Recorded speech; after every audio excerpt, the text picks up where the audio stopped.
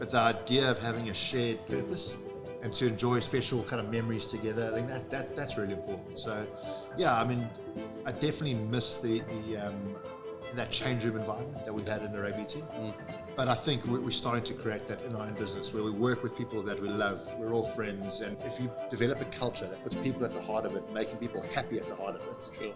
they'll be more productive. Everyone's told from a young age, if you dedicate your life to this, you can achieve that. You know what I mean? Sport. If you train like Owen Farrell does every single day and you live your life to be the best rugby player, you can do anything. You can achieve your dreams. But that's not quite the case, is it? Well, that's how sport translates across, different cultures and races and different divides. I want to join the Wolfpack.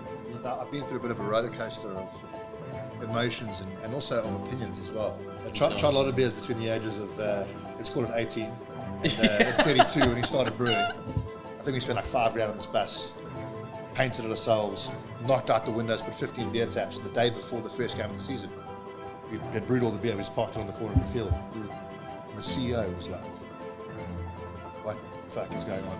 Right, yeah. And then the first day, I think we sold a ton of beer, and we were playing the game. I'll never forget it. Like looking over my shoulder and more interested in what was going on around the Wolfpack bus and was happening on the field. Yeah. The wonderful thing about being an entrepreneur is that you have to delve into every single area of running a business. So I say one day you're the secretary, next day you're the sales guy, next day you're a lawyer. I mean, I'm 6'8". When I walk into a room, it's very hard for me to act like I'm a Shoreditch hipster. Yeah. Although I've got the beard now. So you're getting there. And the jeans are pretty tight. Thanks, man. I actually are comfortable. I mean, that's terrible. Don't ever say that again. But this one is something that we can... I know when I go to football, I naturally want to be a bit more rowdy as a result. Because it's because you're an animal. Because I am an absolute animal. I'm a wolf in the wolf pack. But hello, everyone, and welcome to Babylonia Media and our very first podcast series, The Entrepreneur's Experience. When they're starting off on their journey, entrepreneurs love being surrounded by other creative and energetic people working in flexible workspaces. So it's very appropriate that this series is sponsored by SpaceMade. SpaceMade transforms buildings to create enjoyable and immersive working spaces for entrepreneurs and remote workers alike. We in Babylonia have a space at one of the locations and have found it a great environment to work in. SpaceMade has accessible workspaces throughout the UK. Check them out at www.spacemade.co. Thanks for listening and enjoy the show. Entrepreneur's Experience episode... Oh, shit. I think it's 8. Is it 8? Yeah, episode 8. So. Babylonia Media. Today we are here with Alistair Hargreaves, co-founder. Co-founder of Wolfpack Brewery. We're actually here at the venue, this beautiful venue. Wolfpack Brewery was started in 2014, am I right? Or it kind of the foundation of the idea was 2014, but you really started 2016. Yeah, well, no, we've been trading since 2014. The foundation was probably 2 years before that. Oh, really? Trying to figure out how the hell to make beer. Okay. Okay. We're trading since 2014. I retired from professional rugby in 2016, and my co-founder joined me shortly after that. Okay. And that's kind of when it really took off. Yeah. Okay. And just touching on that point, like you said, because you think about it for a while, but very early career when you thought about post, after rugby, did you ever think you'd be doing this? No, I didn't. I think we were very lucky to play for a club that put a huge emphasis on life outside of rugby. And my business partner is a really great mate of mine, Chris Wiles, and we got chatting about life after rugby. You get a bit older and a bit more tired and a bit more useless, and you start thinking, what the hell am I going to do next? And we started speaking to kind of business connections, of the club really. Mm-hmm. And the feedback we got was that sportsmen are very desirable kind of employees to have in any business. They've got discipline, they can communicate, they can work hard and all the rest of it. Sure. But unless you've displayed those skills outside of the sporting field, they can be pretty useless. So we set about trying to think, okay, well, what businesses can we start? So at least we've got a bit of story and a bit of experience. And you pair that kind of insight with the other one, which is everyone always tells you find something that you love and find a way to make money from it. Yeah, on that point, there you go. So we were like, So we thought, okay, craft beer is kicking off. Let's see if we can make this work, and let's see if we can brew a beer that we can sell into our supporters. And sure. That was the beginning of kind of the Wolfpack journey. But you really focused on lager, in particular craft lager, as opposed to craft. Yeah. But why is that the case? So in 2012, craft beer was taking off, and what we saw was that there was this kind of reawakening about what beer could be. Mm-hmm. And it was all about flavor and hoppiness and high ABVs. Which I don't like, by the way. Well, a lot of it's crap. Yeah. And our feeling was that, so there are some amazing beers out there, and there's some amazing double, triple hopped IPAs and things that blow the top of your mouth off. But, we don't necessarily like those beers. And just because you bring lager doesn't mean it can't be craft. It doesn't mean it can't be unique, full of flavor, interesting.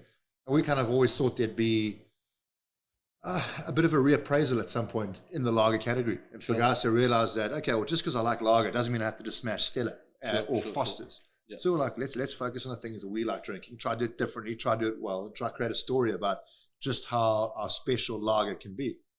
We're still trying to do that. Yeah. Well, listen, it's great. It's obviously been going really well considering the tenure of the business, especially in the drinks world.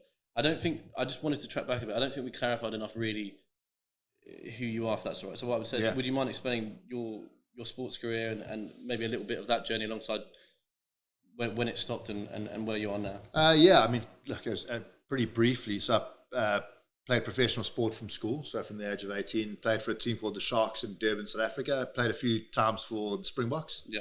And then signed a contract for Saracens in the UK and ended up, was lucky enough to captain the club for a few seasons.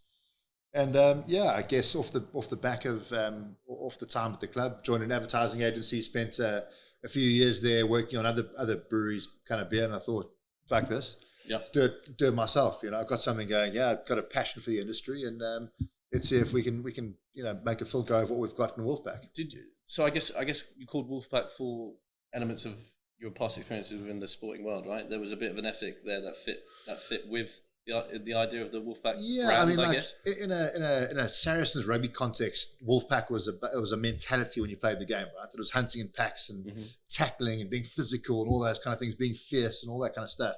But we thought there was a really nice story around what Wolfpack actually stands for in society.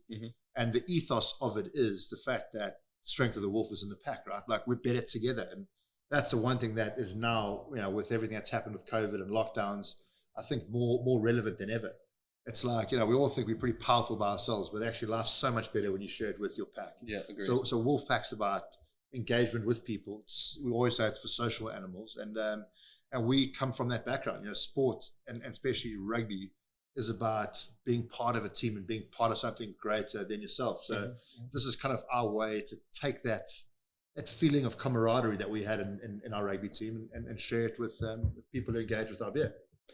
And I guess that camaraderie is within your team, within your business, and that's going really well. Just slightly tracking back, how great was, if you could put it into words, that camaraderie feeling of rugby? Because the reason why I want to say that, if I can elaborate a bit, is I played a rugby a lot myself. I can't even in a business sense, I can't quite pinpoint how amazing that was at times. Would you agree with that? And is there any way you could put sort of a few words into it's that? Impossible to replicate the emotional highs thing of playing sports. Get on a rugby field, football pitch, whatever it may be, and you put your heart and soul into something. It's physical, and you win. There's this like euphoria that you feel, and to share that with other people is something that's quite special. Yeah. So that's something that I don't think we'll ever be able to necessarily replicate in business. But the idea of having a shared purpose and to enjoy special kind of memories together, I think that's really important. So, I definitely miss the that change room environment that we had in the rugby team. But I think we're starting to create that in our own business where we work with people that we love. We're all friends, and you have that people culture, right? Yeah, we're all on the same mission. We're in this together, and if the business, whether it fails or succeeds, it will be by the strength of its people and the power of the collective, rather than what I do or what Chris does. It's all of us in this together. So there's similar kind of parallels that carry through both things. There's a ton of parallels. I mean, that would kind of be one of my other questions, is that what would you say are the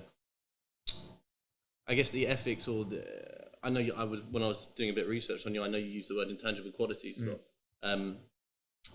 Could you identify them apart from the sort? Did I? Yeah, well, you did it well in a particular. So that's my thing, intangible qualities. Well, you said the reason why that stuck with me is because I think there's so many intangible qualities or ethics that you can put out there, which must cross over when you learn sort of leadership and camaraderie within sport, and that works in business. In my opinion, I think team ethic is huge. It's clearly something you care about, and it's just part of who you are, regardless.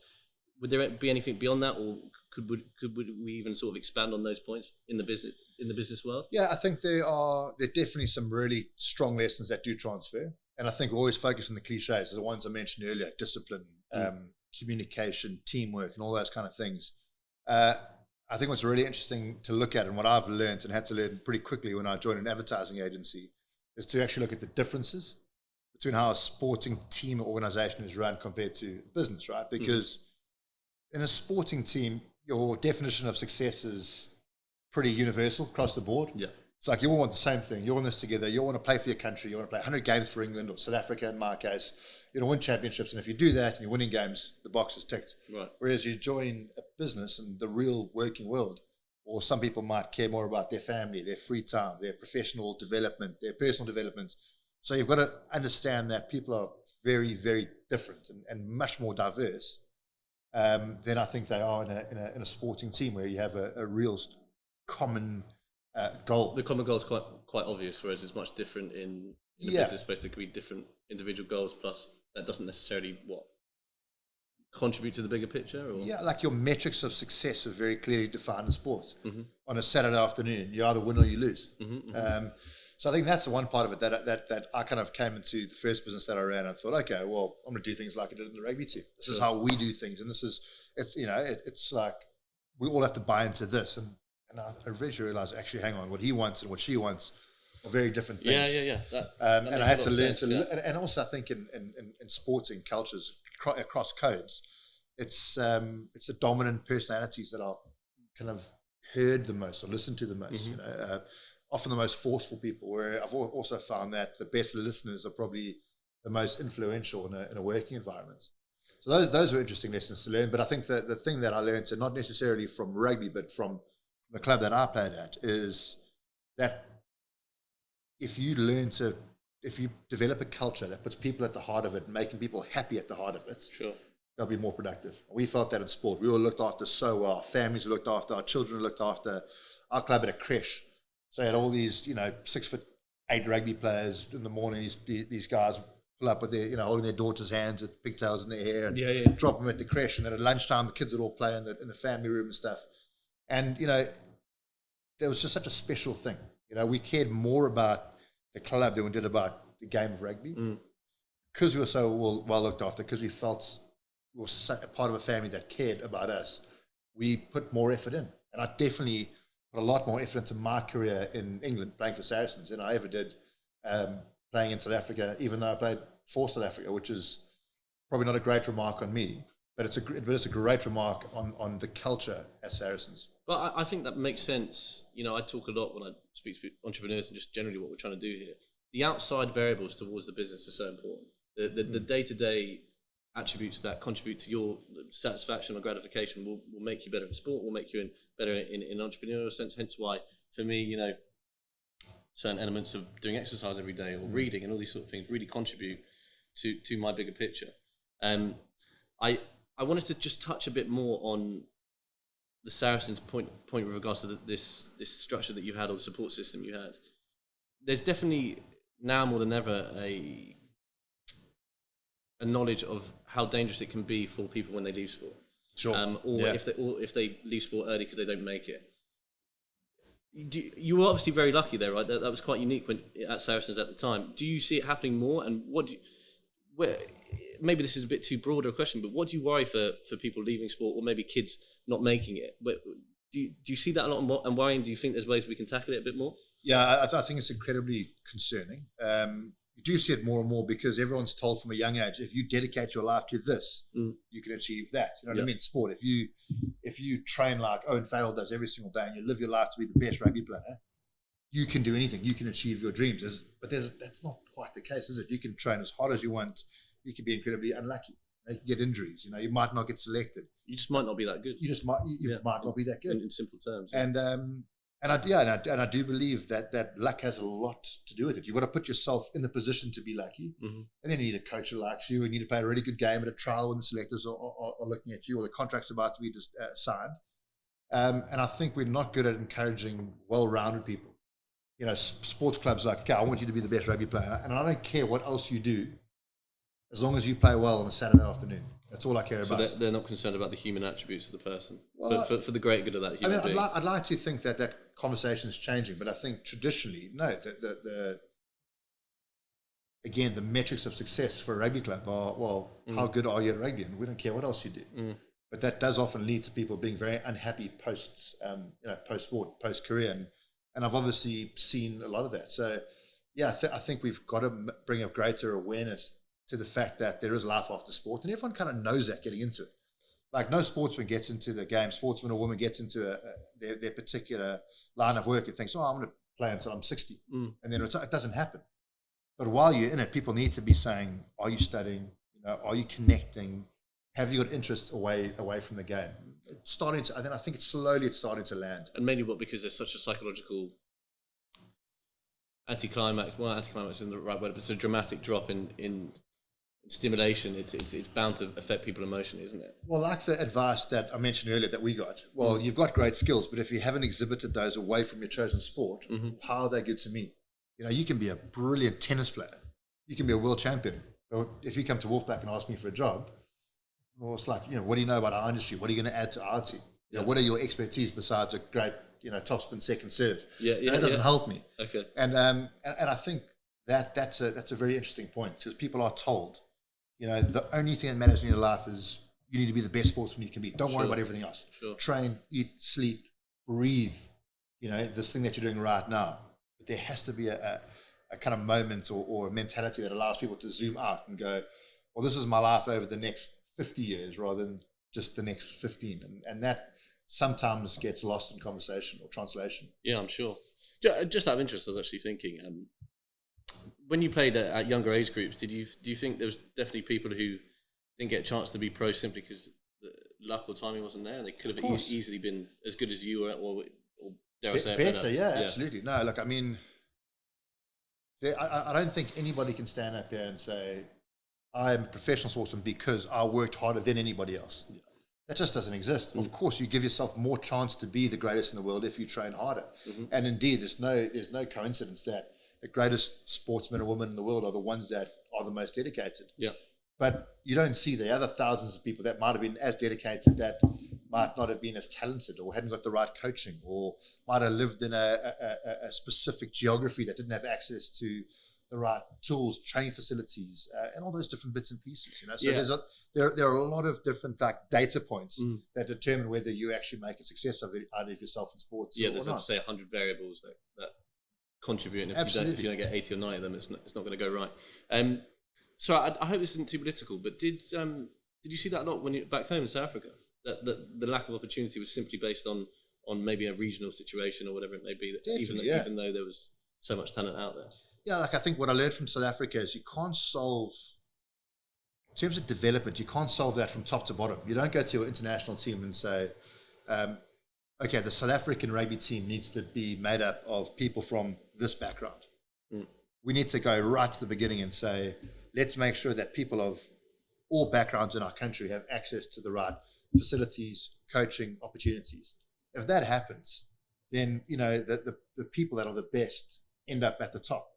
If that kind of makes sense. They work their way through the system. Whereas if you don't get access to those at a young age, you can't be a 15-year-old sportsman for the first time, get a coach, get a good pair of trainers, get a good training program, and by 18 expect to be competing with people that have been doing that for the last 12 years. It's impossible. Well, I guess you're talking a bit about the sort of investment, the way that the sports investment is made across the board within a country, right? You're saying infrastructure in the right places, quite evenly spread. I mean, the reason why I asked that, and I hope I'm not pushing on a point that's maybe a bit too social or political, but when I went on a rugby tour to South Africa, the best team we played was basically a shantytown team. They were unbelievable. And what was interesting about it was you felt that just playing them was an opportunity for them. That helped, because if there was a player that was particularly good, because we were junior Saracens as well, we could have gone and maybe got that player. And it's just interesting to see. And I wonder, do you pay attention to that much when you go back home, or do you keep an eye on it? Do you feel it's getting better? Because obviously South African rugby is so huge and it's dominating sport in many ways anyway. Yeah, I mean, look, it's probably a podcast on its own. Yeah, because South Africa is a weird and wonderful place, and obviously it comes with a huge amount of a hugely tragic kind of backstory to it, and that influences people in all walks of life and all professions, and it's incredibly sad in a lot of ways. But if you look at the recent achievements of the South African rugby team, and particularly the World Cup final victory, and you look at the players that are influential in that team, a lot of those guys came from the backgrounds that you kind of speak of. A lot of those guys who, one guy in particular, who scored kind of essentially the winning try, Makazole or Mpimpi, he came from the most dire circumstances that anyone could come from in the country, and it was quite a very kind of emotional moment when you look back at some of the interviews. All the players on their number on the back of their jersey, it was a little kind of collage of people that they had chosen to be on their shirts, so friends, family, parents, influencers, and so all these numbers were made up of 200, 300 photos. And this guy, Mpimpi, only had photos of himself. Really? Guys were like, why have you got photos of yourself? And he said, well, got no family. I had no idea about that. Dad died, mum died, brothers died. Did this on my own. Wow. Came from, from wherever he came from to be one of the most coveted rugby players in the world, scoring a try in the final. And Sia Khaleesi, the captain, would have been those guys who 10 years ago wouldn't have got the opportunity. Yeah. And now is now probably the most influential South African rugby player ever to have played the game. So things are starting to rectify themselves from that perspective, and it's about time.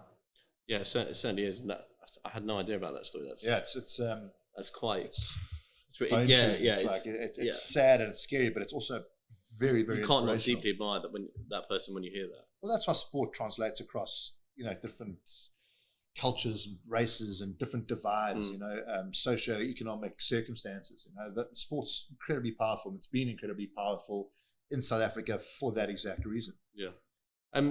Again, when I was doing a bit of research, and I hope you remember this, unlike the last one, but you talked in part about being quite concerned with making sure your beer or the way you're pouring or where you can create atmospheres within a clubhouse or whatever were very deep rooted in grassroots sport.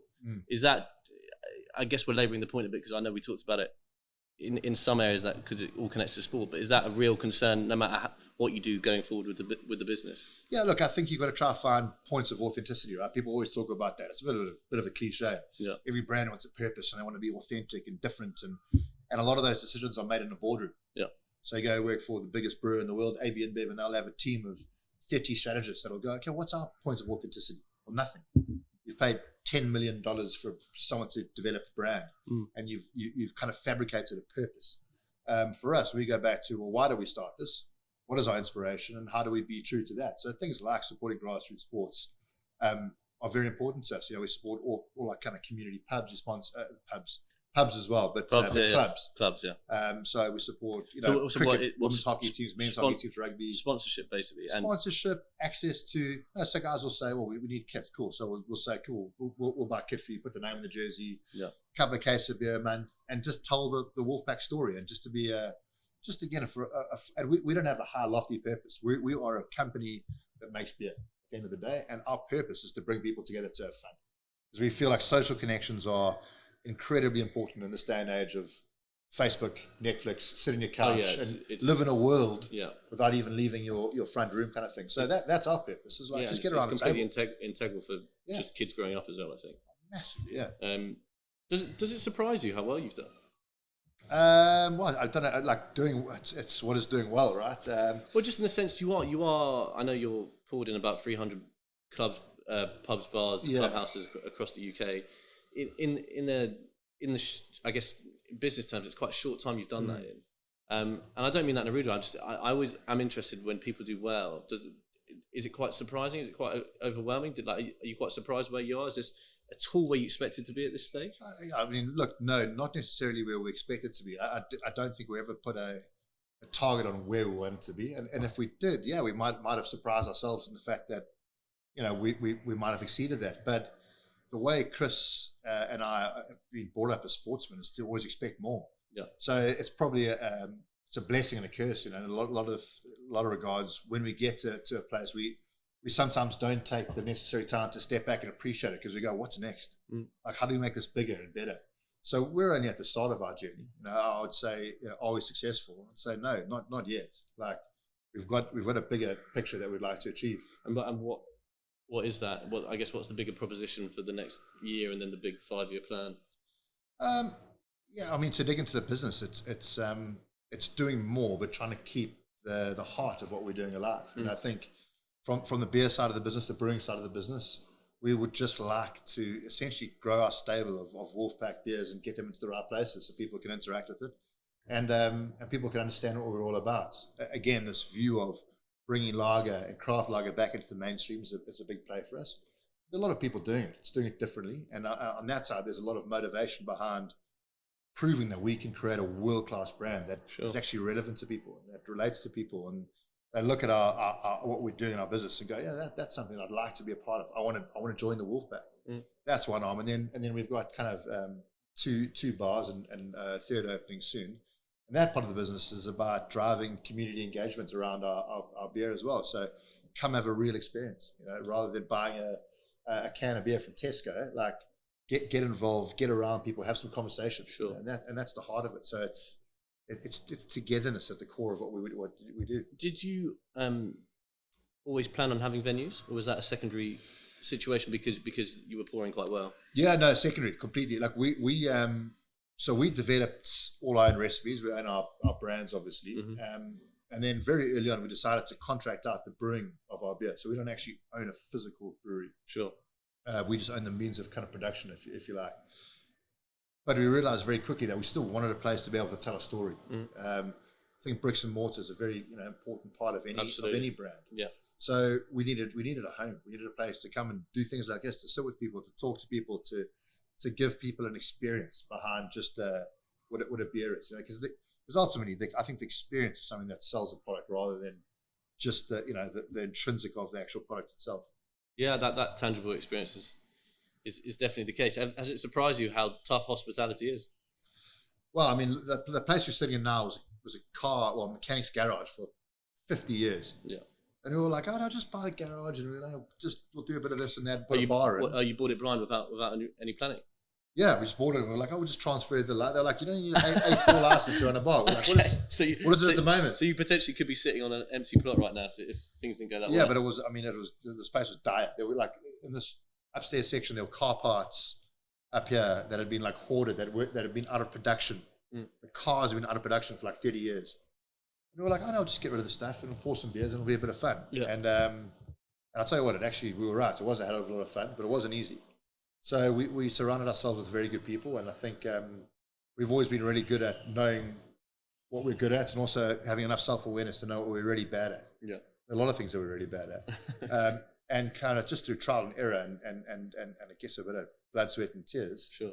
Yeah, we managed to make it work, and we're very excited about the pub/bar side of our business. Well, it's very exciting, isn't it, to be involved in, like you said, something where you see people socialising and when this place is really busy, you get quite a kick out of it. Massively. Hospitality is epic. I mean, it's for me, it's just the most exhilarating industry to be in because you get to see people experiencing the things that you've built. You know what I mean? You're not selling a strategy or a plan or an accounting, but an accountancy software. You see people get their pints and you see their reaction and you see people having fun around what you've created. And that's probably the most rewarding part of it, I think. Just on that, I mean, first of all, I totally agree with you. Actually, I worked in nightclubs for a while myself, and when you put together an evening where people are having a great time, you see that crowd and you almost feel that atmosphere. It really is. It's quite hard to describe, but it's a great feeling. And would you mind touching on your feeling about the situation at the moment with the hospitality industry and COVID? I struggle with it. I think that there's a lot better ways it could be done. I think surely, just like we've sort of emphasised, the social element is so important to people's humanity. What's your general view on it, and would you be willing to expand on it? Yeah, I'll try. I mean, I've been through a bit of a roller coaster of emotions and also of opinions as well. And the one thing that I think I've settled on is that whatever we think we know now, we're wrong. You know what I mean? We've all got first of all, we've all become, we didn't even know what the word meant 6 months ago, but now everyone's an epidemiologist, you know what I mean? And everyone's a statistician, and everyone says, look at this insight, look at this data, and everyone's got their own agenda to back. And you can look at both sides of the story, lockdown, anti-lockdown, whatever, add a myriad of other options in there, herd immunity and all the rest of it. And you can probably put together quite a cohesive argument around why you're right. I think in 5 years' time, we'll look back and go, oh, we're all wrong. What I do know is that if you sink businesses and if you don't give them an opportunity to operate and you close them down, you obviously it leads to massive economic decline, which we're seeing, and in the long term, huge amounts of poverty, huge amounts of pain and heartache. Now, I'm not purporting to have the answer either, but I just know that the answer can't be lock everything down for the foreseeable future, and hope that the virus goes away and that business just picks up again. That's not how it works. So it's a very scary time for all of us. And from a hospitality perspective, I think we're the third biggest provider of employment in the country. Yep. And obviously we're taking a beating. And there's some philosophical conversations that I won't even enter into. And you go, well, the cost of saving one life versus saving 1 million jobs. Well, maybe that's balanced. Maybe that we should be doing that. But at the moment, all we know is that in 6 months' time, the hospitality industry will be changed forever, and we have to, and only then will we be able to figure out whether the decisions we've made now have been right or wrong. But there's no doubt that they're very difficult. Are you optimistic though, in the sense if things do go back to normal within a reasonable time frame? And I guess that's the big question, right? Is what is the reasonable time frame? Yeah, I mean, look, I'm optimistic for our business. We'll get through this, and so will the good operators. But I think the industry is also made up of thousands of small, local kind of community places, and that are not necessarily, they don't have the same plan as us. We want to grow. We want to be massive. We want to be everywhere, and we've got I've got time and energy and passion on our side. A lot of people are very happy to own a little pub, little restaurant, little takeaway shop, little off license, and that pays the bills every single month. So you close those down. I mean, it doesn't mean the industry's dead, but those people are out of a job and they're out of a livelihood. Well, for me, it definitely decimates a good 20 to 30% of the overall industry. Yeah, I mean, look, pick a number, right? Yeah. That sounds. That like would be the minimum in my opinion. Correct. And then what happens to those people? Yeah, what happens to those people? Look, in terms of the industry, I truly believe that, again, back down to the heart and the soul of it is like an anecdote from the Wolfpack bar here is we're on a commercial road, so there's businesses either side of us that are closed down during the weekends, and when we opened for takeaway, we couldn't believe how many people came out for beer in a plastic cup, and they'd kind of linger around the pavement for half an hour because they just wanted to be around people. Sure. And I think that is true of society. Like what has been taken away from us during lockdown? Well, yeah, we can still access the basic basic needs, but we can't be with the people that we love. We can't be around people that can't even be around people that we dislike. We can't be around people. It's like that is a human need that doesn't get spoken about. Like we need that interaction to keep us going. And like you said, we can go to the philosophies of it all day. But what is like you said, that being around people, there's so much detrimental values to people's mental health on that point of view as well. What's the opportunity cost, right? Yeah. Of all this, and no one's talking about that. Yeah. Certainly in the mainstream. Yeah. We just look at infection rates, hospital rates, deaths. Yeah. But I think the one thing that we need to throw into the conversation is, okay, well, what's the trade-off? What's the trade-off? Yeah. Absolutely. Yeah. Absolutely. What are the and I think people are in these environments talking about that. Yeah, exactly. Which is so interesting. But we don't have, as they call about the science. And like, as far as I'm concerned, we're not following the science. That's such a broad term. We're following specific pieces of data that are used to justify one part of an argument. But science is not data, right? Science is how you use that data, right? And to make decisions. So if that kind of makes sense. No, we get graphs. We look at graphs all day. We go, what is that? Oh no, it looks like it's going like that. That must be right. What's the human effect? What's the human connection to that number? I guess is the point. I guess we just tracking back to Wolfpack in particular. How do you make the beer? How did it start? How many beers did you try before you got there? How does it work now with regards to where you make it? I tried a lot of beers between the ages of, let's call it 18 and 32 when he started brewing. So I did a lot of market research, which was good, especially as a rugby player. No, look, so when he decided to brew, we knew nothing about it.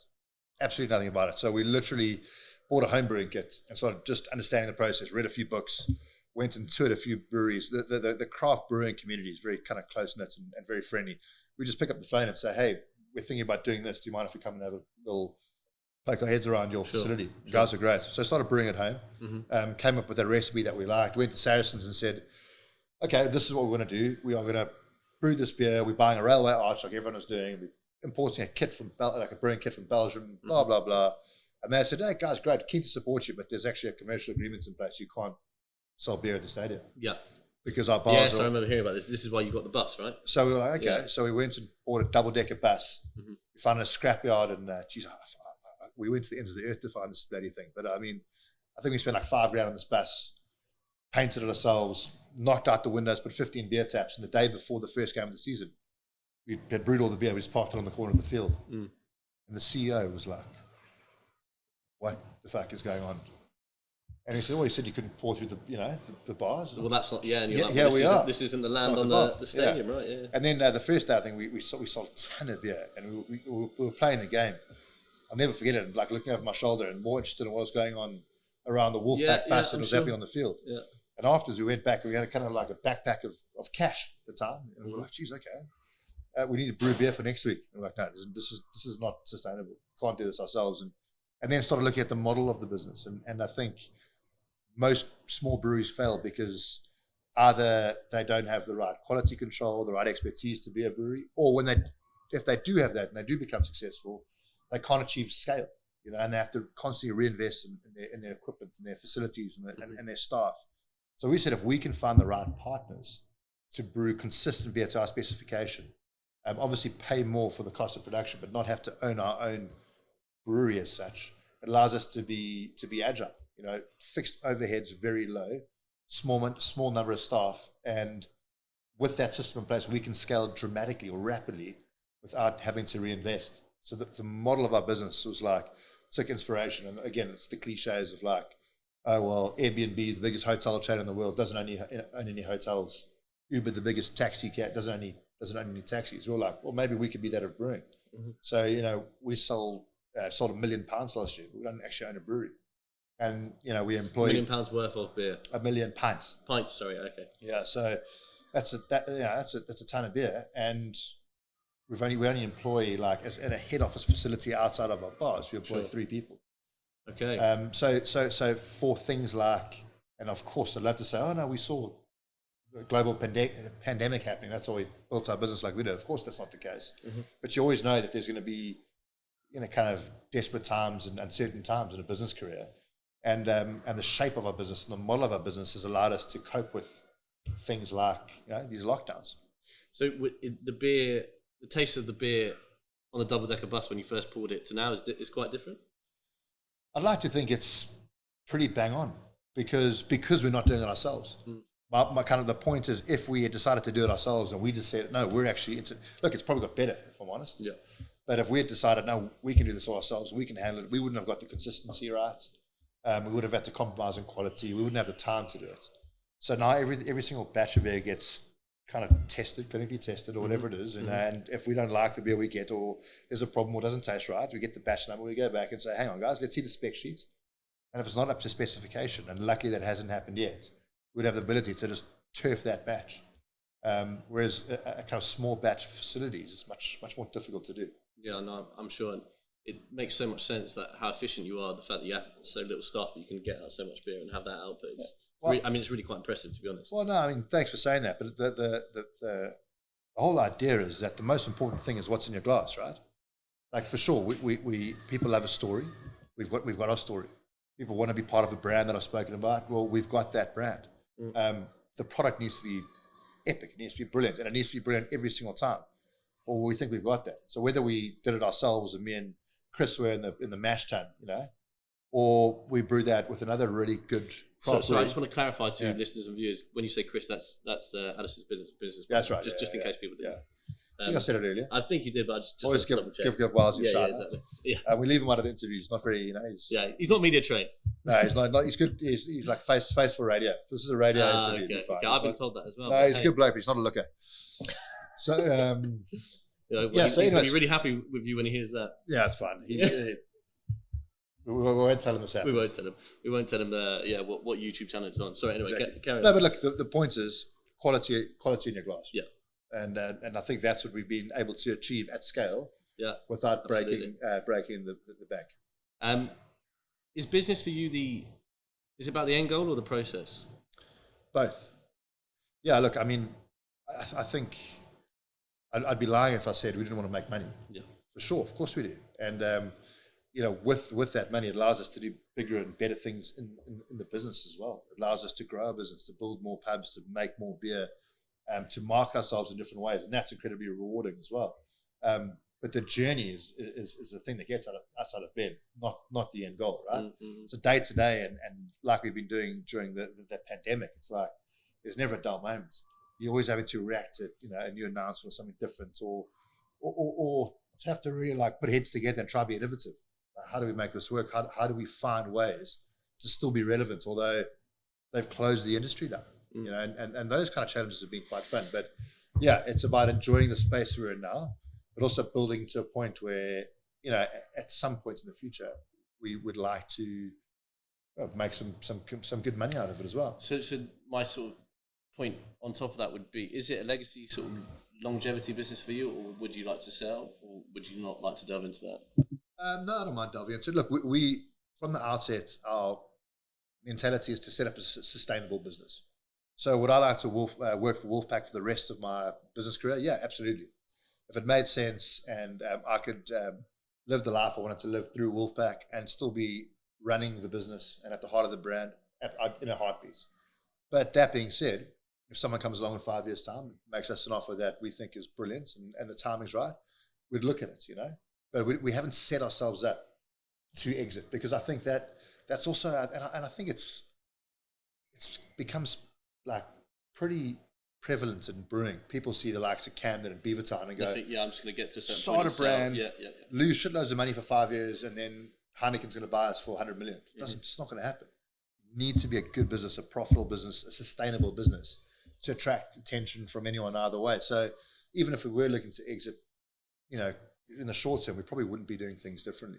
It's interesting you say that. Like I talk a lot about like realism within business. I think people are always looking for that astronomical goal, astronomical sell, and it's so much more important to be realistic. If you have any chance of making that sell, you've got to be realistic every day. So it's really, I'm trying to sort of define it more, but for me, it's very interesting that you say it in that capacity. Do you think you go about your business every day like deeply realist about it, and that's why you have good reserves, and that's why you are where you are at the moment, even though the COVID situation is quite tricky? You feel like you can manage it? Oh, when I can't sleep at night, when I get stressed out, the first thing I do is go downstairs, whip out my laptop, and look at the financial model and go, what happens if that happens? Plug it in. I spend 3 hours looking at that, and that gives me peace of mind. Okay, now everything's in the right place. The shape is right. We've accounted for every single variable here, and we'll still be fine. I think if you lose that eye on the detail, first of all, I think it's incredibly stressful, right? Yeah. To say, okay, I've got a runway of 6 months worth of cash. It's not embarrass us by then. Well, it is what it is. Well, the effort and the grind that you put in for the years leading up to that, just a waste of time. So I want to know that we can ride out the storm, and I want to know that we are a good business at the heart of it. That we're a solid business, because then I'm not relying on someone to come write us a check. But it's a weird thing. It's like when you advise to single friends. It's like guys going, guy or girl single. You go, don't go out there and act like you're desperate. Yeah. You have to find someone, because you put off those vibes, right? Business is the same, right? Yeah. If you set something up and you're desperate for someone to come and make you an offer that you can't refuse, it's not going to attract what you want. Exactly. It certainly isn't. And just on that point, it kind of made me think about it when you said, I wake up at night and check spreadsheets and so on and so forth. That's desperate single guys. Is that you? That reminded me of myself. But apart from that, when you said you woke up at night and check the spreadsheets and all that sort of thing, are these the sort of skills that you had to learn which you had no idea about before? Yes. Yeah, absolutely. I mean,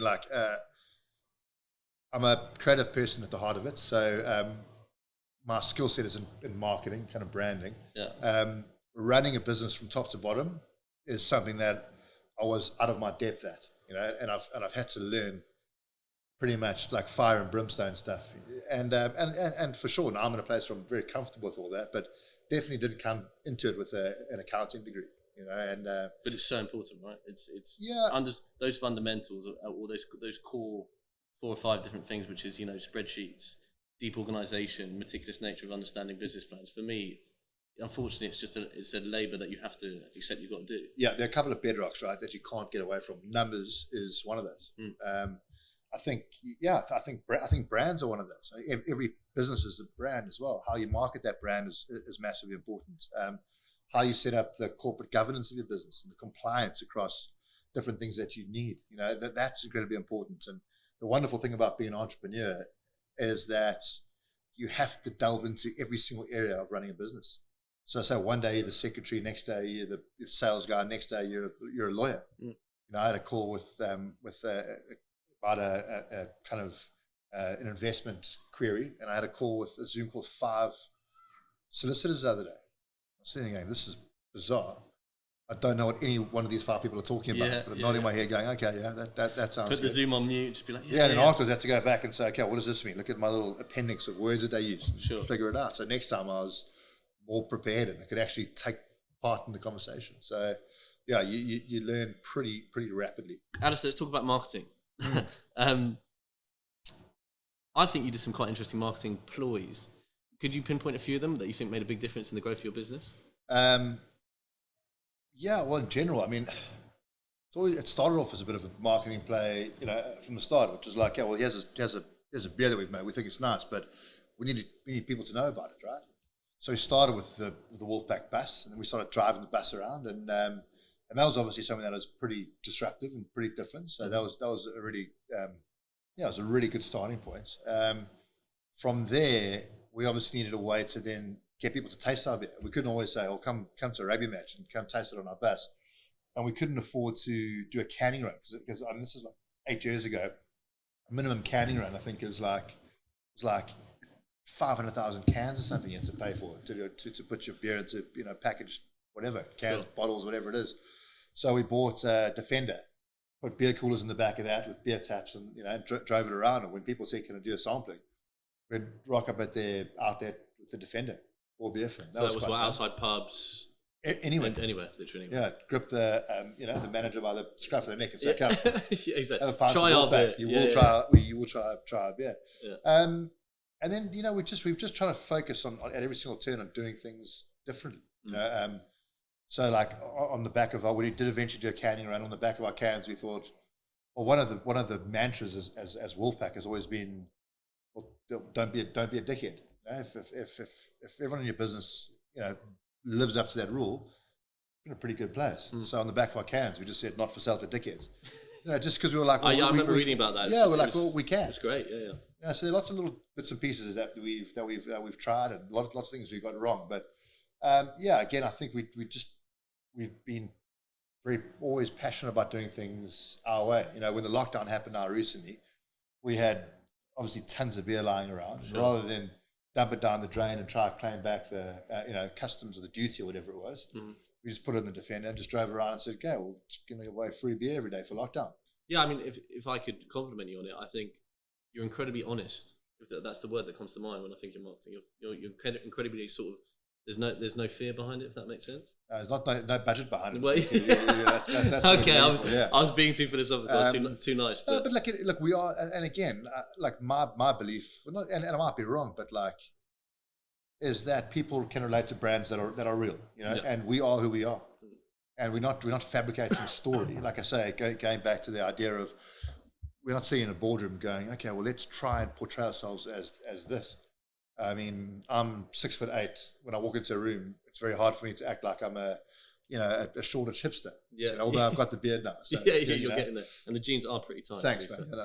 Actually uncomfortable. But you know what I mean? That's that kind of thing. So yeah, we are rugby players. We've got our brewery. We're guys who like having fun. We like sociability, and we wear our hearts on our sleeve. And I think that's a real big compliment to say that we market ourselves with honesty, and I think we do. Yeah, it stands out. It definitely stands out, and the fact that you guys are behind it, like you said, and on top of that, you're doing your own venue, so you can be present in the venue. I think it all adds. These are all the pieces of the pie that adds up. Yeah, and like with our marketing, it's just the fun stuff. And I guess it's like that. That's what marketing is. It's showing your, putting your best foot forward. We're not going to show pictures of us sitting, having an argument about the forecast for, the coronavirus. Yeah. What we'll do is show you actually when we get things right. Like when you come to our venues, this is the result of all our hard work, and it's a hell of a lot of fun. And we just try to show people that, the good times that we do have, because as we discussed earlier, we take a lot of joy out of this business. Like, I love being involved in Wolfpack, and I actually love coming to one of our bars or walking to someone else's bar, probably even more so, and seeing one of our beers on and enjoying it with people. Yeah. Where was the first place after where you served it personally? So your double-decker bus and the Defender. Where was the first ever Wolfpack pint poured commercially outside? Down the road at the Elgin in Maida Vale. Okay. So we've always lived in kind of NW6, and there's a small and really cool pub group that we always used to kind of, I guess we used to leech a little bit. We used to sit in there with those kind of guys that come in and have their meetings there. Myself and Chris order one cup of coffee and sit there for 3 hours. So the kind of guys that we banned from coming to our places. Yeah. And through that, eventually, the managers were like, "What do you guys do here every day?" I don't know. We're starting a brewery. And by the way, you're our first customer. Like, when you get it right, you have to buy our beer. And so we spent months and months, if not a year, probably over like an 18-month planning period to get our first beer to them. So by the end of it was inevitable. They're like, for fuck's sake, if you guys don't give us a beer at the end of this would have been an absolute joke. So we kind of, put a huge amount of peer pressure on them to serve our beer. And it's still there today. I was going to say, so that they're still pouring. Still there. And it's a really cool, it's probably our favourite pub in London. And obviously you did that with your business partner, and it was started with the Defender. I just wanted to get your perspective on business partners in general. How important is business partner?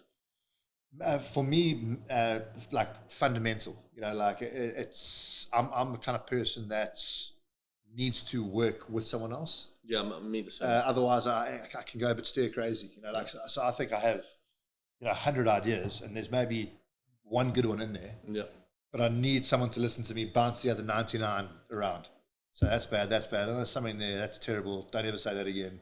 But this one is something that we can do. I like that. Don't ever say that again. Yeah. So I kind of, and I need someone to work with and to bring me up when I'm feeling a bit down or when I'm having a panicky moment. It's great to have someone to lean on. And then obviously got that in my co-founder Chris. And then very early on, we brought into the business a guy called Scott Campbell, who's been with us since day one as well. Okay.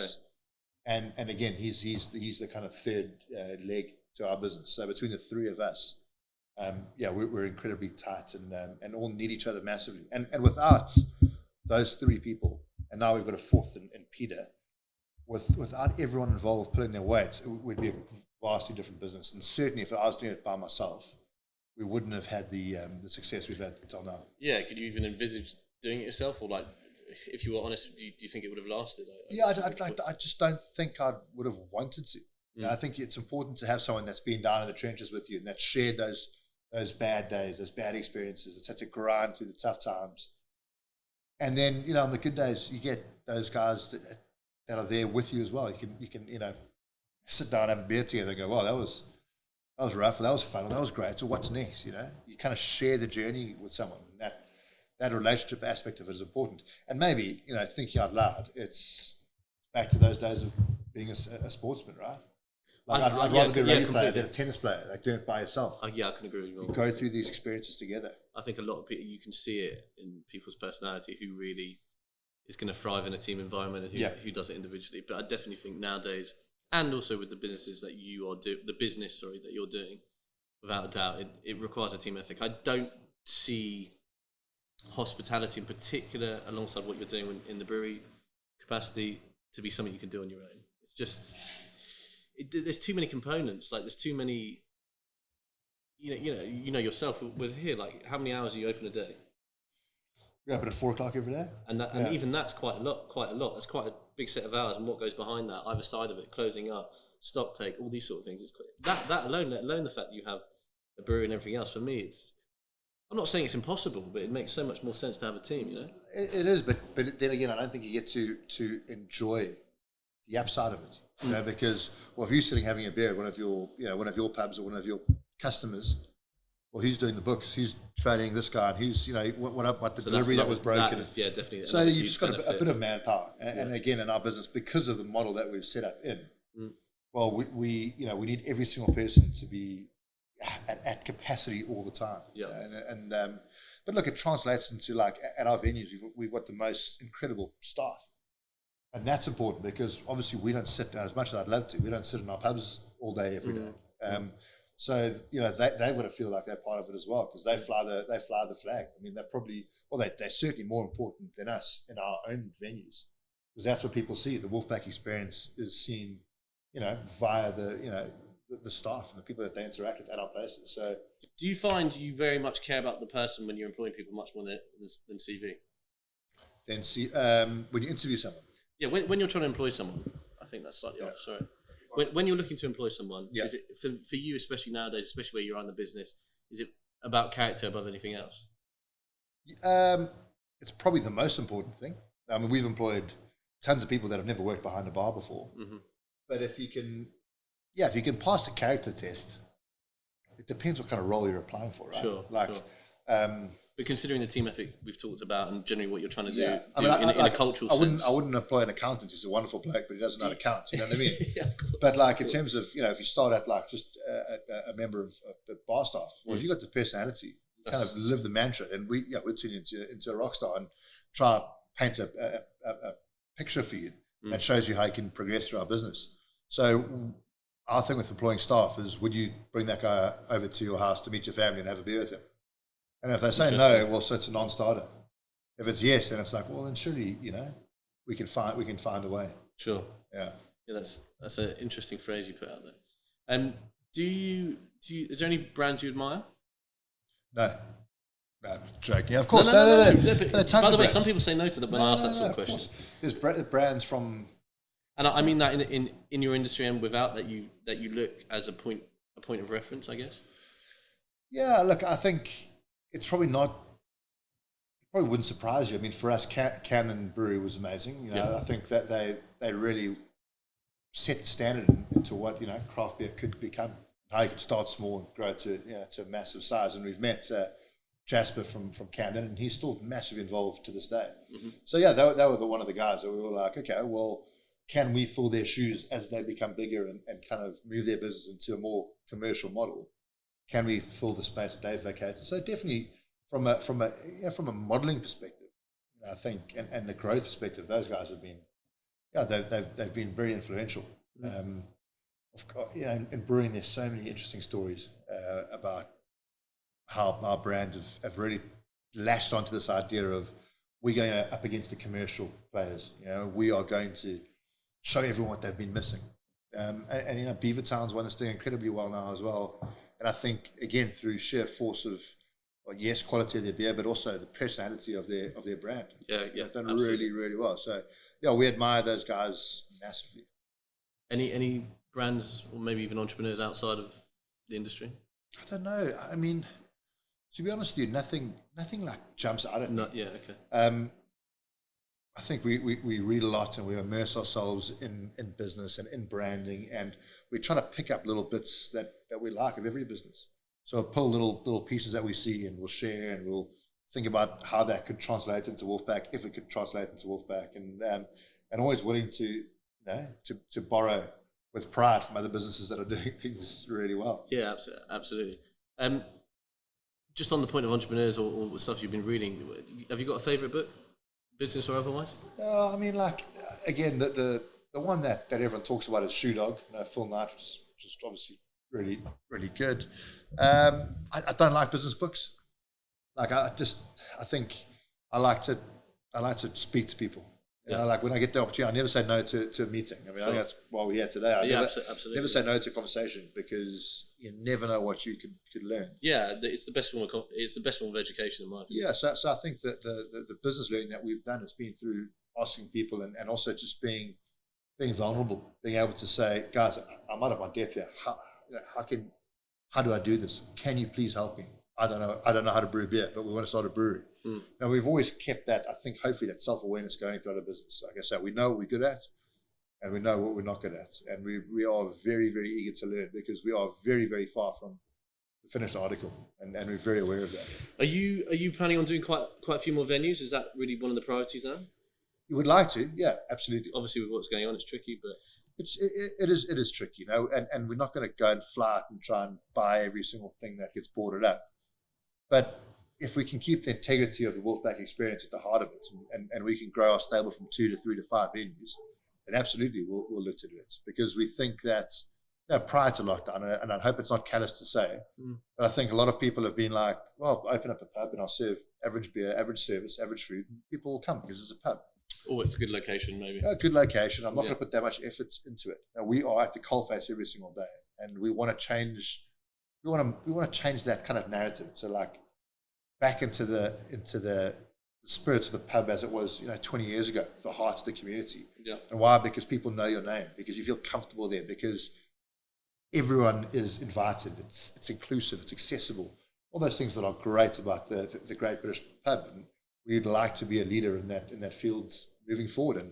And in the new normal, we're going to be looking for new people to fly that flag. Yeah, but I guess from the venues I've seen so far, even like the environment like here, it doesn't strike me as a traditional pub. It strikes me as super rustic, super natural, super organic. Why have you gone that way? Because it's us. Yeah. It's just like that. Those are the things that we gravitate towards. So very simply, like we haven't fundamentally changed the nature of what a pub or a bar is. Guys that have done that are guys like Flight Club, Shuffle Club, which are insane technology. The experience there is second to one. Putt Shack and all those kind of guys. That's a whole new offering. That's brilliant. That's not us. We're just saying, how do we build on the foundation of what the pub is? We do brilliant beer. So all our pubs, we obviously serve our own beer, but we also serve tons of other beer. It's all on draft. Staff are incredibly knowledgeable. The staff are the second thing that I reckon probably the highlight of all our places. They are people that you want to be friends with. They're passionate about what they do. And we play really good music. Create an atmosphere and a vibe and an energy that makes you want to come back. So look, is it changing the game? Well, if you look at it on a piece of paper, no. Hopefully you walk into one of our Wolfpack sites and you go, okay, geez, this is a place where I want to bring my mate to. And I want to show them that actually you can take an old garage that's been here for 50 years and turn it into something that you are proud of or proud to be in with your mates. Yeah, the environment definitely fits the identity of what you talk about, which I think is so important. The challenge is how to do that at scale, right? So I always wonder that. Yeah, it's like the kind of, might sound a bit wanky, but there's like, we've heard the terminology that you go from the sphere of observation, where you're like actually in the places every single day, to this sphere of influence. Sorry, I'm still banging my hand on the table. It's fine, don't worry. Don't just go with it. Go with it. Don't worry too much. Yeah, so you move from that sphere of observation. Well, that's the 5 to 10 venues and beyond that, when you're just trying to churn them out. So when you're not there, are people still living to the standards and behaving to the standards that that they would perform? Yeah. When you were there. Well, and I always wonder when you talk about that is where are there examples of when it's gone beyond 10 venues and they still manage that quality? And it's hard to think of any. Like, can you think offhand, like restaurant-wise? Not really. Pub-wise? I mean, there's pub co's that own lots of different individual pubs, but I guess what they do there is they create almost a family within each pub that cares for it deeply. And I guess that was something you're trying to do a lot of. Yeah, the best pub co's are ones that you wouldn't think are part of a pub co. Yes, exactly. Yeah, so as you say, like individually branded places with very smart people running the back ends. The supply might be quite similar, the offerings might be quite similar, but each experience at the different venues feels unique. For us as a Wolfpack, as a branded player, it's probably a field that people would be cautious of. Right? People don't want branded experiences. But I think even in the 2 venues you've got, the core is the same, the soul's the same, but the experience is slightly different. And I think one of the challenges... How so, by the way? Sorry to cut you off there, but how so? Well, like I said, if you think about at the heart of it, great beer, great music, great people, those 3 things are fundamental. The aesthetic is the same, but obviously we can't go and buy mechanics garages all across London. It just wouldn't work. So we've got to try to find a way to fit our personality into a space that might not necessarily be ideal. As a smaller business as well, trying to look to buy new properties, we obviously don't get access to properties first. They've been offered to 10 other people before that have been in the industry for 100 years. So we have to try to think about, okay, well, how do we retrofit a Wolfpack experience into a new space? But I think the core is the experience of, is this a place that is inclusive, that encourages people to have fun, to get around a table, in the nature of like, okay, actually, there is something very special about having a few beers. And these are subtle differences, really, aren't they? I think so. Yeah. Sorry, before I sort of cut you off there, you were going to say the challenges. Do you remember what that was? Oh well, no, it's exactly that. It's trying to find the scale without becoming a copy paste, like a cookie cutter. Yeah. And a lot of those businesses like high street restaurants and stuff are failing because people are like, once I've been to one coat, I've been to 100. Great, good example. So those restaurant chains are suffering a little bit. So that's something that we've got to be really aware of. You don't want people to go, okay, cool, Wolfpack and Queen's Park's great, but they've got one in West Hampstead, they've got one in Fulham, they've got one in Chiswick. Actually, guys, they're all the same. Once you've been to one, you've been to all of them. Yeah. You want people to say, oh, I'm in Chiswick, apparently there's a Wolfpack there. We've got to go to that one because the one in Queen's Park is so much fun. And I guess on that point, that's why you're not rushing to get the next one unless it really feels right. Absolutely. No, we're not in a rush. I mean, we want to. Momentum is a wonderful thing, right? It's hard to create, very easy to to kind of lose, I guess. Yeah. We do feel like we've got some good traction, some good momentum. So we want to be positive and we want to move forward with an appetite to grow with a bit of speed. But in the right way, in the right places, at the right time. So it's a bit of a balancing act from that side. Yeah, I completely agree that you see some people just race ahead, and before you know it, they're, like you said, they're completely almost like a cardboard cutout or molded into something that isn't necessarily actually that appealing. So House of Cards, right? And that's what you spoke about earlier. So we could maybe find a way, big borrow steel, and open five bars next year. Make another 5 beers, and then just put it out there and really hope that it succeeds. But would you lose the value? You'd probably lose the value. I mean, you might kill it, but it would be very, very risky, and there's a good chance that it all implodes. And we don't want to find ourselves in that position. Yeah, I totally agree. It's made me think about a business I did a while ago. What keeps you up at night apart from business? And my children. And your children, yeah. If I get my balance wrong, so if I'm working too much, not looking after my diet, not training enough, I get anxious. So I have to make sure that I'm not overindulging, not drinking too much of this stuff. Yeah, if tell me about it. I'm balancing with training, that I'm eating the right diet, then I think if everything's in harmony, then I'm good to go.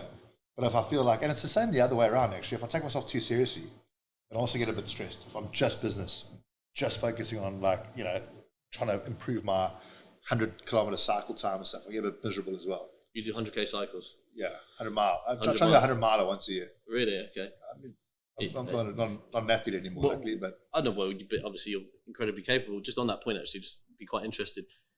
Post professional sportsman, were you quite good at maintaining fitness, or did you have quite a lull? I had a bit of a lull actually. To be honest, retiring from rugby, I couldn't run 5 kilometers because my body just broke down. Yeah, you're so used to getting worked on every single day. Sure. The first thing you do in the morning is 7 o'clock. You're on the physio bed. Just getting you ready for the day, strapping you up. I mean, every morning you get both ankle straps, both knee straps, a shoulder strap, and that's you for the day. Yeah. You live on that. Yeah. And then afterwards you get a rub down and all the rest of it. So when I went out of that, not working on the little niggles that you have throughout your career, so go for a run. Suddenly the knee would give out, and the Achilles would flare up. But again, I'm the kind of person that if I'm not active, I'm a bit of a misery. Me too. I have to get out. I find it fundamental. It's something I can't compromise on. Yeah. So whenever I'm a bit dark, my wife's like, "Put your running shoes on, get out, have a run." Go have a cycle, go do a hit session or something like that. And that's actually really, really important. Are there any amateur sports you're pursuing nowadays? Because you mentioned cycles, that made me think maybe he's doing a triathlon or something. Yeah, I did a half Ironman last year, which is actually very shit. Yeah, I was going to say, which I really enjoyed. No, it's terrible. Be honest. No, but I enjoyed the challenge. I enjoyed kind of having to train for something, gets you off the couch, gets you out of bed in the morning. So I think I'll do more of those. But generally, I play quite a bit of golf, but I'm not actively involved in a competitive sport. I just need to break a sweat every day to make me feel, just to be in harmony. And also, I think if I'm active, my thoughts are clearer. I feel like I can. It's easier for me to do what needs to be done in a day. Yeah, I mean, we talk a lot about sort of positive habits within entrepreneurship. Beyond exercise, is there anything you particularly sort of take note on? Yeah, I mean, I kind of practice mindfulness, so I try to make sure that I'd like to say I do it every day. I don't. What you mean by that is what Just like meditation, try a certain 10 minute, meditations, yeah, or- just a 10-minute meditation every day. I think it's quite important to just try find some time to just be at peace and not be on the phone, not thinking about what's next. I find that quite refreshing. So like something, like exercise, I feel like it gives me a bit of energy. Yeah. So that's really important. Sorry to cut you off. Did you do that when you were in sport? Yes. Or, so that was all the way through? Yeah, well, I learned through. There's a guy who's really influential in my career called David Jones, who's the head of essentially what would he call it? Personal development, I think was his title. But he is an incredibly qualified psychologist, and he'd work with guys across all the different mental parts of being a sportsman. And he brought in mindfulness and meditation into the rugby environment. Not everyone did it, but it was something that I kind of related to, and I felt that it helped me. So Yeah, I've you really kept took that to up. it. Yeah, I did enjoy it. Well, like the principle of it is quite simple. Can you just sit still for 10 minutes, not say anything, just be at ease, not think about anything, Yeah. and just be at ease in your own company? And it's a bit of a challenge, right? Because at first you sit for 2 minutes, and you can't. And I'm like, if I can't sit for 10 minutes with my own thoughts, something's wrong. And I mean, I've been through the same thing myself. It's so interesting when you hear people's perspective, because it's normally quite relatable. You do start those 2-3 minutes and you're just sort of like, why can't I do this? Yeah. But like you said, at the same time, it's like you should be able to do this. You should be able to do it. Like everyone should be able to do it. Yeah. But it's very difficult. It really is. Did you find you did that pre-game? Was it useful for a pre-game mentality? Because I always find it interesting on the rugby situational field. There seems to be two ways, or at least in my experience, although it was at best high level county or schoolboy rugby, but there were some people who were super calm before a match. Yeah. Super calm. They just sat there, complete serenity. And then they went on the pitch, and they almost glided along the pitch, and they had a certain calmness about them. Then other people were like literally headbutting brick walls. Yeah. Were you on the more serene side, and especially when you started to come through in the mindfulness? Yeah. I mean, like mindfulness on a match day. Well, actually, to be honest, it wasn't really to do with rugby. Just in terms of like stress and switching off.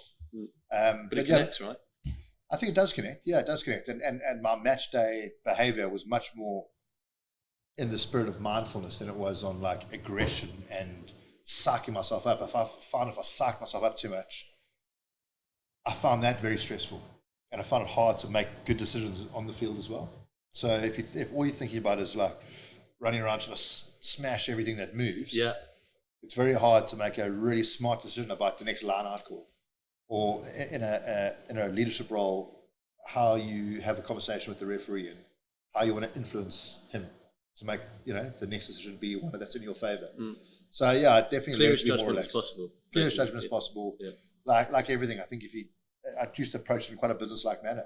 Like in this part of the game, this is what I have to do. Yeah, this part might be quite when you're defending, you have to get off the line and tackle something. It's quite aggressive. It doesn't mean for the whole game I have to be in that aggressive mindset, because when I'm receiving a kickoff or pushing a scrum, I don't have to be aggressive for that. I have to be really focused and clear of my aware of my surroundings. And focus on technique, all these things that would just require concentration.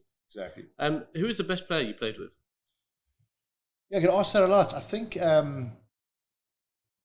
Alex Good is probably the guy that I think is the most underrated player. I do think he's unbelievable. But he's phenomenal.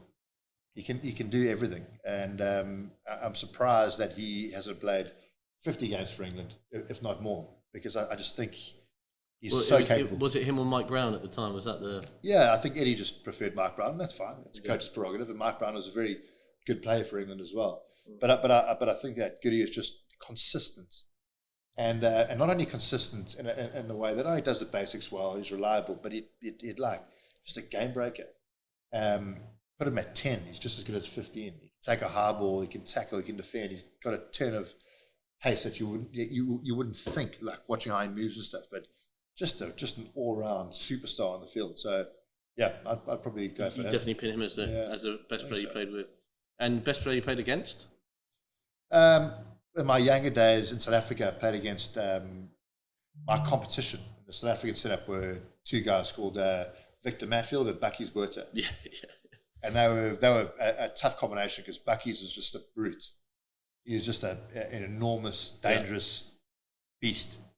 And then Victor was a big guy as well, but very skillful, very quite academic in the way he approached the game as well. So not particularly aggressive, but just very clinical in his detail and how he played the game. And so I'd say Victor was the guy that I tried to mold my game on. Didn't ever quite achieve that, but certainly someone I looked just up from to. perspective for people who don't know rugby, those guys got 100+ caps each, didn't they? For South Africa? Victor did, yeah. Victor, I think, for like 116 or something caps for the Springboks, and Bucky's must have had 80, and they played as a combination. Yeah. So exactly. they were just, I mean, the greatest ever, a second row, which is the position I played, the greatest ever combination. They were scary guys to play against. They were that good. Was playing for South Africa your biggest honour in sport? No, it actually wasn't. And I'm not ashamed to say it. I think I'm incredibly privileged to have played for my country. It's every kind of kid's dream. I think he pulls on a club jersey. But my time at Saracens is when I found it to be the most rewarding, because I think the ethos and what I learned from the idea that, treat people incredibly well and they'll work incredibly hard for you. Look after people, put people at the heart of every decision you make. That for me has been fundamental in how I look at my life and my business now. South Africa was just it's a pride thing, just a me thing. Like, oh, great, I played for my country. Well, that doesn't make me a better businessman. My time at Saracens has actually made me a better person, a better family man, a better businessman. So I'm incredibly proud of that. So you consider that a bigger honour, really, and like you said, you have no qualms about that. But when you look at it overall, that's probably the biggest honour. Maybe not honour, maybe the biggest honour. So maybe I'm interpreting that question the wrong way. Well, I guess there's two or threefold to it, isn't there? What's the biggest honour? What did you get the most gratification out? When I ask the question, there may be more than one answer. Yeah, I think so. Maybe the biggest honour might have been to put on that jersey for South Africa. The most rewarding part of it was having a career for a club that I really, really cared about. It resonates with me. So if you say to me now, well, who did you play rugby for? I'll say Saracens. Oh, and I played for the Springboks as well. I was lucky enough to be capped by the Springboks as well. But, and despite what's happened in the rugby world of Saracens, I'm incredibly proud to have been a part of that club. Best moment on the rugby pitch? It's winning finals, right? Any particular one? I captained Saracens in 2015. We won the Premiership final at Twickenham, 80,000 people. That was pretty amazing, good experience. I always enjoyed the things off the field more. So, as we spoke about earlier, winning a game and then going out with your teammates that you've really toiled with and having fun with them afterwards. Those are the memories that are kind of really, that are hold dear to me, rather than I scored this amazing try, which I never used to do anyways. But all this great. You scored a few. I remember watching a few games. You scored a few. You must have watched the two that I scored a try. Yeah, it was in your younger days for sure. So but it was those off-field things that I think were really important to me. Best moment in business so far? Best moment in business. We probably haven't had it yet, right? Because whenever we achieve one, we go, okay, that was cool, but what's the next thing? No, there isn't one thing that stands out to me. It's a long journey, and there's little spikes and there's peaks and there's troughs, and we try to make an effort to draw back and zoom out and look at the good things we're doing. But we haven't achieved nearly what we need to achieve to say that there's been one significant moment. Every day is a journey, and every day we're grinding, and we're putting everything into it to eventually build something that we're incredibly proud of. What's your favourite movie? Lord of the Rings, geek. Lord of the Rings. Like every Sunday I say to the missus, I'm like, should we just get a bottle of wine and watch the full trilogy? And she's going, She's like, no, I got again. 2 children. I don't have to, yeah. Exactly. It's like, can I get dressed up as Gandalf for the staff and just sit on the couch? Would that be weird? Does it get weird? Yeah, it could do. Just a couple last points. And I just, before we go any further, I'd say thank you so much for doing this. I think it was great. It was an unbelievable conversation, and just some of your answers were fantastic. Is there anyone you idolise, past, present? No, there's no one that I idolise. I'm a family person at the heart of it. So the people I idolise are my parents. My family, the people that helped me growing up. Those are the people that I always look to for support and on my when I'm going through tough times. That includes my grandparents, my grandfather's a big part of my life. So it's kind of family first. But there, like I said, there are a lot of people that have been influential across the different careers that I've had. But in terms of idolizing people, family. Interesting you say that. Well, could I extend it further? Say, is there any particular person then you not necessarily idolise? Because I think people sometimes struggle with that word. It's maybe too on a pedestal. But is there one or two people you admire throughout, or who you've seen throughout your life you admire for certain qualities? Well, like I said, I always find it very hard to pinpoint like a person or a book or a lesson or anything like it. I think the lessons I've learned and people that I've interacted with all form a part of who I've become and have influenced me in certain ways. I wouldn't say there's one person who's stood head and shoulders above all of that, really. And I think that makes me very lucky. No, I think it's great. Yeah, that a breadth of people to be able to lean on. You've had that many people in your life, no one stands out. And, very, very and by the way, like when I asked that is a question we normally ask. It's not necessarily always just a single answer. I agree many times it is your sort of answer. The final thing I just want to touch on is you obviously finished your career early through concussion. And I remember before we started recording, you said obviously in your day, who knows how many concussions you had, and it only became at the forefront. Would you like to shine any light on that or shed any light on that about, does that concern you? And is there any advice you could give to maybe rugby players or people in the sport like that? And is there anything you're keeping an eye on? And I hope I'm not shining a light if you're not, but is there anything you're keeping an eye on maybe in a charitable sense or in a medical sense where that could potentially help people? Yeah, I mean, well, to answer the first question, I am concerned about concussion in the sport of rugby. But I think there's a huge awareness around it now, which is massively important. A decade ago, there wasn't. So I think there are now processes and protocols in place that are protecting players. Look, at the end of the day, we don't know enough about the long-term impact of concussion. That's the scary thing. But we do know that multiple concussions are very, very serious. So the first thing for me is to acknowledge the fact that if you play a contact sport, and when I say contact sport, I don't include football in that. I'm talking about rugby. I've got one more question after this. Okay.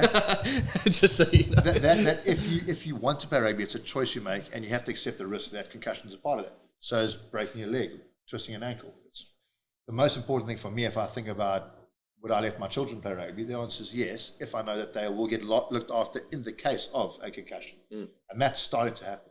There's now huge responsibility on coaches to say, get that player off the field if they show any signs of a concussion. Whereas back in the day, it was like, toughen up. Banging your head was the same as like getting a shot in the knee or something. Sure, yeah. And I think there's much better policies around concussion now. So I think it's in good hands, and I'm pleased with the way it's developed. I do keep an eye on it because again I think that sometimes it has to be taken out of the players' hands. A few years ago, they were asking players, "Are you concussed?" Yeah, it's not. And when you're in the it's like boxing. They never want to stop. You never want to stop. Yeah. You see guys walking the field, they always complain, "Oh no, I'm fine. Let me carry on. Let me carry on." And that conversation, that decision needs to be taken out of the players' hands, and I think that is starting to happen. So, look, it's something to keep an eye on. Do I think it's going to change the game in the long term? I hope not. I think that the physicality and the collisions are the reason why rugby is such a brilliant sport, but we have to look after players first and foremost. What is your thoughts on football culture? I'd say to Jess, look, I think the reason why I asked that was actually, to be honest with you, a thought I had when I first knew that we were doing this, because I do love football, but for me, the ethics I learned in rugby are just so profound and so incredible, and football has. Rugby is growing and it's fantastic, but it's affecting kids in the right way. But you do worry it's a much more of a mixed variable or point of view with regards to football. Yeah, I mean, I'm born in South Africa. I mean, we number 175 in the world when it comes to football ranking. But there's two different cultures, completely different cultures. Football, I'm sure, does a huge amount of good. I think. It's it's the biggest sport in the world for a reason, and because it's so easy to access. And we talk about opportunities earlier on. Well, I think there's probably much more opportunity for someone come from a poverty-stricken background to be a good footballer than a rugby player. it's an easier game to play, to understand, and all the rest of it. To your question about what I think about it, look, I'll dodge the question and say I think the rugby culture in the UK is phenomenal, because I think it's a family environment. I think the way the fans interact is brilliant. I think it's a safe environment.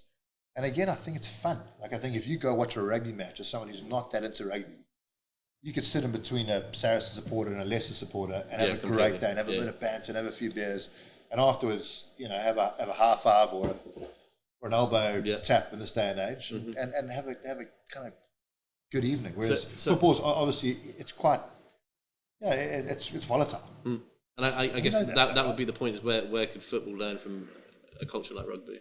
These are the sort of things you would point to. Yeah, but I mean, again, it's like rugby. I mean, how big is rugby compared to football? And a football culture wanted to change. It'd be quite easy to do it, right? Like, I think that's very obvious.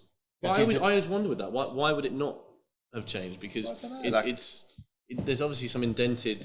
I know we're getting almost quite philosophical here, or psychological, but there are elements of psychology within particular fan type sports. I know when I go to football, I naturally want to be a bit more rowdy as a result, because I'm there. It's because you're an animal. Because I am an absolute animal. I'm a wolf in the wolf pack. But it's just, for me, it really interests me, and especially someone like yourself who has played in the game, sees another sport where there's a much more mixed opinion about culture. When I talk about football, I just wonder. Rugby seems to be a sport where we can take a lot from it and emulate it in other areas of different sports. Like I say, if football wanted to change, it could. I mean, like, let's take little things. In rugby, you call the referees sir. In football, you call them things that I won't even say into the microphone. You can curse, by the way. But if you wanted to stop that, you just say, okay, if someone curses at the referee, you get a 3-match ban. I do agree. Simple things like that. Simple things. You don't have to fundamentally change the fabric of the game. But it's like, from the little I know about football, it's like diving is in Spanish football, it's massive. It's part of the game. Mm-hmm. It's like if you ever played water polo. It's like part of water polo is getting a foul is a skill. Is a skill. I think in Spain they look at it like that, right? Mm. So, but drawing the professional foul, but I guess But I mean, if you want to take diving out of it, well, you just say, okay, well, like in rugby, there's a sighting officer afterwards. If you caught diving, you get banned for 5 games. People wouldn't dive. So they're pretty simple solutions. It just seems to me that obviously the people that are in charge or responsible for the culture of football are obviously quite happy with where it is. And who am I to say this is how you should do things? Yeah. Okay, guys, another episode of the Entrepreneur's Experience by Babylonian Media, episode 8. Thank you very much, Alistair, for being here. It was fantastic. Cheers. Thank you. Take care.